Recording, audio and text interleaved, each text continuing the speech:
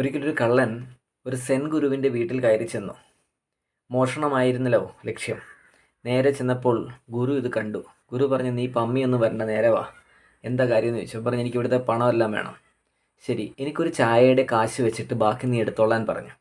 അങ്ങനെ അയാൾ ചായയുടെ കാശ് വെച്ചു. ബാക്കി എടുത്ത് മുന്നോട്ട് പോകുന്ന സമയത്ത് ഗുരു പറഞ്ഞു, ഒരു മിനിറ്റ് നിൽക്കൂ, ഇങ്ങോട്ടേക്ക് ഒന്ന് നോക്കൂ.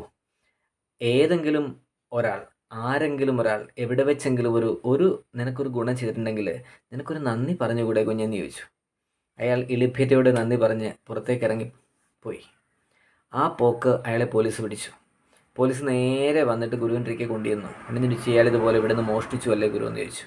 അദ്ദേഹം പറഞ്ഞു, ഇവൻ മോഷ്ടിച്ചിട്ടില്ല, എന്നോട് ചോദിച്ചിരുന്നു, ഞാൻ കൊടുക്കുകയാണ് ചെയ്തത്.